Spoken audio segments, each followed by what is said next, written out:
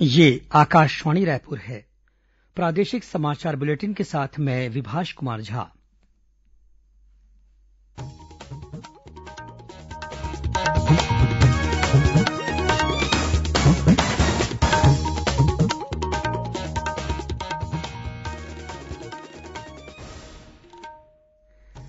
और अब पेश है आज के मुख्य समाचार। राज्य सरकार अब निर्धारित दर पर पशुपालकों से खरीदेगी गोबर। इसके लिए हरेली पर्व से शुरू की जाएगी गोधन न्याय योजना। सीबीएसई ने 10वीं और 12वीं कक्षा की बकाया परीक्षाओं को कोरोना संक्रमण के मद्देनजर रद्द करने का लिया फैसला। प्रदेश में आज से पौधा तुहर दुहार योजना की हुई शुरुआत। अब लोगों को घर बैठे मिलेंगे मुफ्त में पौधे। और आयकर रिटर्न दाखिल करने की समय सीमा 31 जुलाई तक बढ़ाई गई।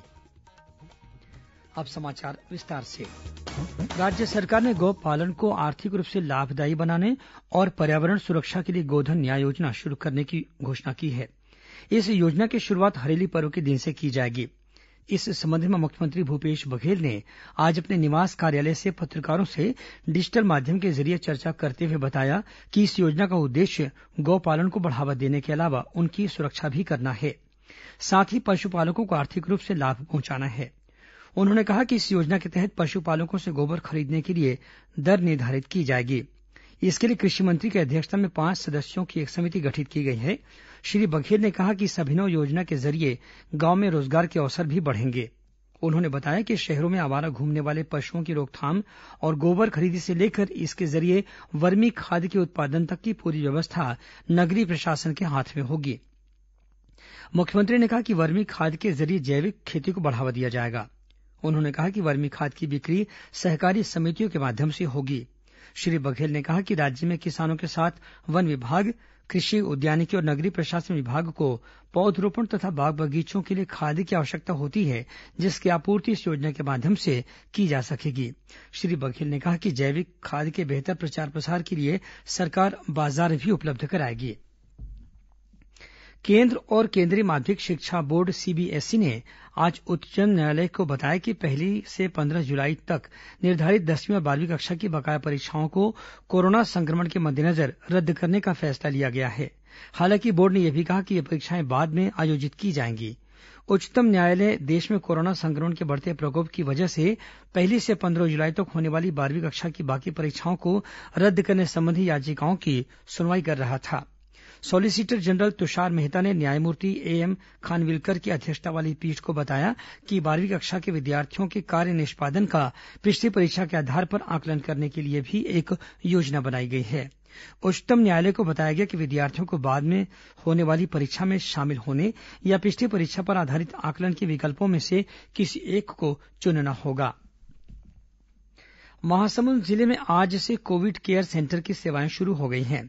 अब कोरोना संक्रमण से पीड़ित मरीजों का जिले में ही उपचार किया जाएगा। महासमुंद जिला मुख्यालय में स्थित कोविड केयर सेंटर में आज बसना विकासखंड के कोरोना संक्रमित 2 मरीजों को भर्ती किया गया। गौरतलब है कि मरीजों के भर्ती होने के साथ ही इस सेंटर में बाहरी व्यक्तियों या अन्य मरीजों का प्रवेश पूरी तरह से प्रतिबंधित कर दिया गया है। वहीं चिकित्सकीय और प्रबंधकीय सेवा प्रदान करने के लिए 2 अलग अलग टीमें बनाई गई हैं। इधर बलौदाबाजार भाटापारा जिले के धाराशिव में प्रवासी मजदूरों की संख्या अधिक होने के कारण उन्हें आसपास के गांव में बने क्वारेंटाइन सेंटरों में रखा जा रहा है। इस दौरान सेंटरों में सभी बुनियादी सुविधाएं उपलब्ध कराने के साथ ही मजदूरों की समुचित जांच और देखभाल भी की जा रही है। उधर रायगढ़ जिले में दूसरे राज्यों से लौटने वाले मजदूरों की जानकारी प्रशासन को नहीं देने के मामले में रायगढ़ कलेक्टर ने एनटीपीसी लारा प्रबंधन के खिलाफ एफआईआर दर्ज करने के निर्देश दिए हैं। इस बीच स्वास्थ्य विभाग ने सोशल मीडिया में वायरल पोल्ट्री फार्म में मुर्गियों में कोरोना वायरस की पुष्टि संबंधी खबर को भ्रामक और झूठा बताया है। स्वास्थ्य विभाग ने कहा है कि विभाग द्वारा किसी भी पोल्ट्री फार्म में मुर्गियों में कोरोना वायरस की मौजूदगी की जांच नहीं कराई गई है। विभाग ने सोशल मीडिया में इसे पोस्ट करने वाले व्यक्ति पर कार्रवाई करने की बात भी कही है। केंद्रीय स्वास्थ्य और परिवार कल्याण मंत्री डॉक्टर हर्षवर्धन ने आज ई ब्लड सर्विसेज मोबाइल एप्लीकेशन का शुभारंभ किया। इंडियन रेडक्रॉस सोसाइटी की यह पहल कोरोना वायरस से निपटने के लिए है। डॉक्टर हर्षवर्धन ने इस मौके पर कहा कि जरूरतमंद लोग इस ऐप पर पंजीकरण करा सकते हैं और जानकारी ले सकते हैं कि उन्हें कहां से ब्लड मिलेगा। उन्होंने बताया कि लोग अधिकतम 4 यूनिट ब्लड की मांग कर सकते हैं। आकाशवाणी रायपुर का प्रादेशिक समाचार एकांश कोरोना महामारी से निपटने के लिए किए जा रहे प्रयासों पर एक विशेष कार्यक्रम प्रस्तुत कर रहा है। कोरोना से जंग जनता के संग नाम के एक विशेष कार्यक्रम की अगली कड़ी का कल सुबह 10:30 बजे से प्रसारण किया जाएगा। इसे छत्तीसगढ़ स्थित आकाशवाणी के सभी केंद्र एक साथ रिले करेंगे। प्रदेश में आज से पौधा तुहर दुआर योजना की शुरुआत की गई है। इस योजना के तहत पौधे लगाने के इच्छुक लोगों को अब नर्सरी या अन्य जगह जाने की जरूरत नहीं पड़ेगी। उन्हें घर बैठे ही पौधे प्राप्त हो सकेंगे। साथ ही उन्हें पौधों के लिए कोई शुल्क भी नहीं देना पड़ेगा। जो लोग पौधा लगाना चाहते हैं उन्हें वन विभाग को फोन करना होगा, जिसके बाद वनकर्मी आपको घर पहुंचाकर पौधे देंगे। साथ ही उनके द्वारा पौधों की सुरक्षा और समुचित देखभाल के लिए जानकारी भी दी जाएगी। इसी कड़ी में आज दुर्ग जिले में विधायक अरुण वोरा ने हरियाली प्रसार वाहन को हरी झंडी दिखाकर रवाना किया। प्रादेशिक समाचार आप आकाशवाणी रायपुर से सुन रहे हैं।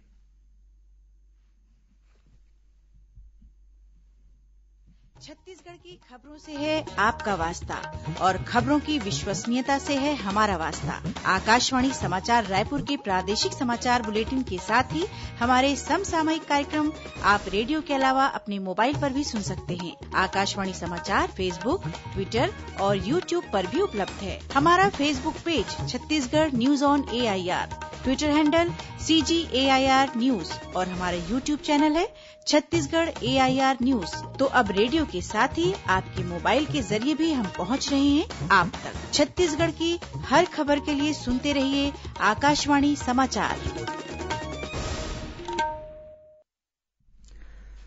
और अब आगे बढ़ते हैं बाकी के समाचारों की ओर। राज्य सरकार ने अब से कुछ देर पहले 2 आदेश जारी कर लॉकडाउन के दौरान बंद की गई कुछ गतिविधियों को फिर से शुरू करने की अनुमति दे दी है। सामान्य प्रशासन विभाग द्वारा जारी आदेश के अनुसार अब प्रदेश में क्लबों, शॉपिंग मॉल, रेस्टोरेंट और होटल के संचालन की अनुमति रहेगी। हालांकि cinema hall, gym, swimming pool, मनोरंजन पार्क, थिएटर, बार और ऑडिटोरियम तथा असेंबली हॉल फिलहाल चालू नहीं किए जा सकेंगे। शॉपिंग मॉल के भीतर गेम और आर्केड तथा बच्चों के लिए प्ले एरिया के संचालन की अनुमति नहीं रहेगी। स्पोर्ट्स कॉम्प्लेक्स और स्टेडियम में केवल खेल गतिविधियां संचालित हो सकेंगी, लेकिन दर्शकों के बैठने की अनुमति नहीं होगी। इसके साथ ही राज्य के परिवहन आयुक्त ने लॉकडाउन के दौरान बंद सार्वजनिक परिवहन सेवाओं को शुरू करने की अनुमति दे दी है। इसके तहत छत्तीसगढ़ राज्य के जिलों के भीतर और जिलों से एक दूसरे जिले के भीतर आवागमन के लिए यात्री बसों को तत्काल प्रभाव से संचालन की अनुमति दे दी गई है। जिन सेवाओं को शुरू करने की अनुमति दी गई है उन प्रतिष्ठानों को भारत सरकार द्वारा कोरोना संक्रमण की रोकथाम के संबंध में जारी दिशा निर्देशों का पालन करना होगा। प्रधानमंत्री नरेंद्र मोदी रविवार को सुबह 11 बजे आकाशवाणी से मन की बात कार्यक्रम में देश और विदेश के लोगों के साथ अपने विचार साझा करेंगे। मन की बात कार्यक्रम के दूसरे संस्करण की ये 13वीं कड़ी होगी। श्री मोदी ने इसके लिए लोगों से विचार आमंत्रित किए हैं। श्रोता 1-800-117800 नंबर पर डायल कर अपने संदेश रिकॉर्ड कर सकते हैं।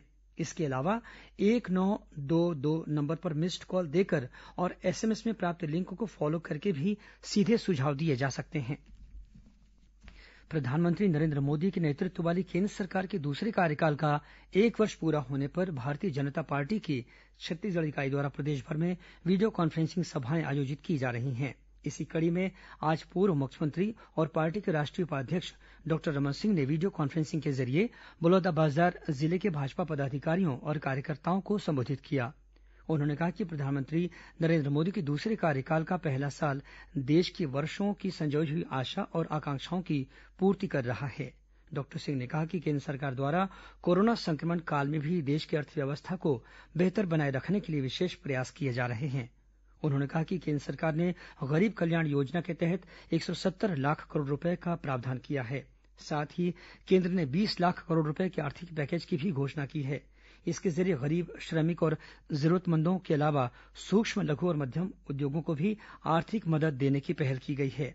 डॉक्टर सिंह ने राज्य सरकार के 1.5 वर्ष के कार्यकाल को विफल बताया। उन्होंने आरोप लगाया कि कोरोना वायरस की रोकथाम और लॉकडाउन से प्रभावित लोगों की सहायता के लिए राज्य सरकार द्वारा समुचित प्रयास नहीं किए जा रहे हैं। डॉक्टर सिंह ने राज्य सरकार से कोरोना जांच की संख्या और क्वारेंटाइन सेंटरों में सुविधाएं बढ़ाए जाने की मांग की। इधर राष्ट्रीय महासचिव सरोज पांडेय ने जनसंवाद कार्यक्रम के तहत मुंगेली जिले के कार्यकर्ताओं को वीडियो कॉन्फ्रेंसिंग के जरिये संबोधित किया। इस मौके पर उन्होंने कहा कि केन्द्र सरकार कोरोना संक्रमण की रोकथाम के लिए हर मोर्चे पर सक्षमता से कार्य कर रही है। प्रदेश कांग्रेस कमेटी द्वारा कल 26 जून को शहीदों को सलाम कार्यक्रम का आयोजन किया जा रहा है। इसके तहत गलवान घाटी में शहीद हुए भारतीय सैनिकों को नमन किया जाएगा और मौन रहकर श्रद्धांजलि अर्पित की जाएगी। इस दौरान महात्मा गांधी और स्वाधीनता सेनानियों तथा राष्ट्रीय नेताओं की प्रतिमा स्थलों के पास शहीदों की याद में मोमबत्ती और दिया जलाया जाएगा। इसके अलावा स्पीक अप फॉर मार्टर्स कार्यक्रम में कांग्रेस के सभी कार्यकर्ता शहीदों को श्रद्धांजलि देंगे। वहीं आगामी 29 जून को सभी जिला मुख्यालयों में पेट्रोल डीजल के दामों में हुई वृद्धि के विरोध में कांग्रेस कार्यकर्ता धरना प्रदर्शन करेंगे और राष्ट्रपति के नाम ज्ञापन सौंपेंगे। इसके अलावा speak up on petroleum prices कार्यक्रम का आयोजन भी किया जाएगा। केंद्रीय प्रत्यक्ष कर बोर्ड ने वर्ष 2018-19 के लिए मूल और संशोधित आयकर रिटर्न दाखिल करने की समय सीमा आगामी 31 जुलाई तक बढ़ा दी है। बोर्ड ने वर्ष 2019-20 का आयकर रिटर्न दाखिल करने की समय सीमा भी इस वर्ष 30 नवंबर तक बढ़ाई है। कोरोना संक्रमण के कारण आवेदकों को हो रही कठिनाइयों को ध्यान में रखते हुए यह फैसला किया गया है। छोटे और मध्यम वर्ग के करदाताओं को राहत देने के लिए केंद्रीय प्रत्यक्ष कर बोर्ड ने 1 लाख रुपए तक के स्व आकलन कर भुगतान की तिथि भी इस वर्ष 30 नवंबर तक बढ़ा दी है। इसी तरह बोर्ड ने पैन को आधार से जोड़ने की तारीख भी अगले वर्ष 31 मार्च तक बढ़ा दी है। छत्तीसगढ़ संस्कृत विद्या मंडलम द्वारा आयोजित 9वीं से 12वीं कक्षा तक की परीक्षाओं के परिणाम घोषित कर दिए गए हैं। परीक्षा परिणाम में उत्तीर्ण विद्यार्थियों का प्रतिशत 96.92% रहा। जानकारी के अनुसार इस वर्ष की परीक्षा में कुल 3,380 विद्यार्थी शामिल हुए। इनमें से 3,276 छात्र उत्तीर्ण हुए हैं।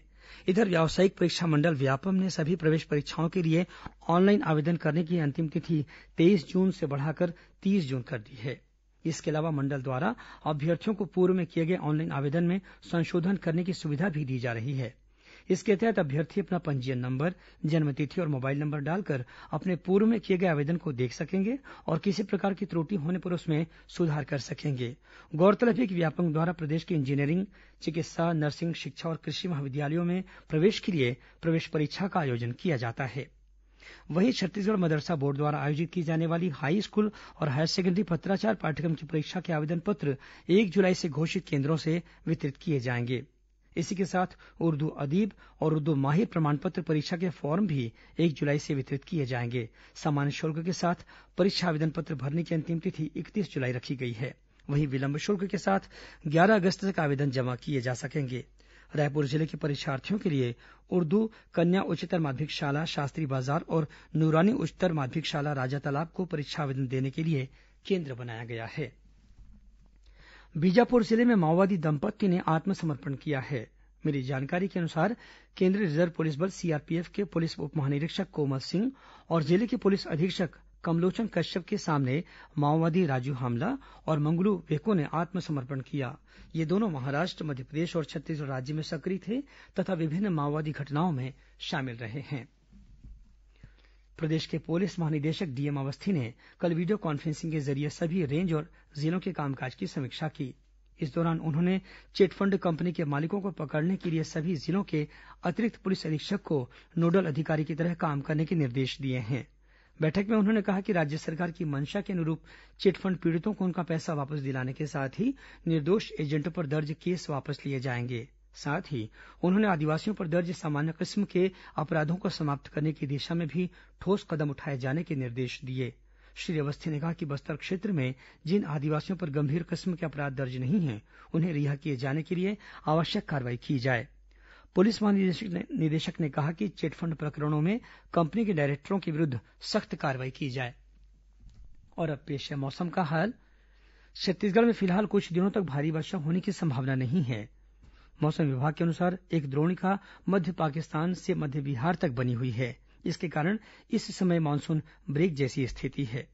मौसम विज्ञानी एचपी चंद्रा ने बताया कि प्रदेश में 1-2 स्थानों पर हल्की से मध्यम वर्षा हो सकती है या गरज चमक के साथ छींटे पड़ सकते हैं। कुछ खबरें संक्षेप में। राजधानी रायपुर की माना पुलिस ने करीब 30 लाख रुपए का गांजा सहित एक ट्रक जब्त किया है। इस मामले में 6 आरोपियों को गिरफ्तार किया गया है। सार्वजनिक वितरण प्रणाली के चावल का अवैध कारोबार करने वाले एक व्यक्ति को दुर्ग जिले की जेवरा सिरसा पुलिस ने गिरफ्तार किया है। पुलिस ने आरोपी के पास से 6.5 क्विंटल चावल और वैन जब्त किया है। और महासमुंद जिले में खनिज के अवैध भंडारण और परिवहन के मामले में बसना तहसीलदार ने 9 डंपर रेत और 7 डंपर गिट्टी जब्त की है। अंत में मुख्य समाचार एक बार फिर। राज्य सरकार अब निर्धारित दर पर पशुपालकों से खरीदेगी गोबर। इसके लिए हरेली पर्व से शुरू की जाएगी गोधन न्याय योजना। सीबीएसई ने 10वीं और 12वीं कक्षा की बकाया परीक्षाओं को कोरोना संक्रमण के मद्देनजर रद्द करने का लिया फैसला। प्रदेश में आज से पौधा तुहर दुआर योजना की हुई शुरुआत। अब लोगों को घर बैठे मिलेंगे मुफ्त में पौधे। और आयकर रिटर्न दाखिल करने की समय सीमा 31 जुलाई तक बढ़ाई गई। इसी के साथ प्रादेशिक समाचार बुलेटिन समाप्त हुआ। नमस्कार।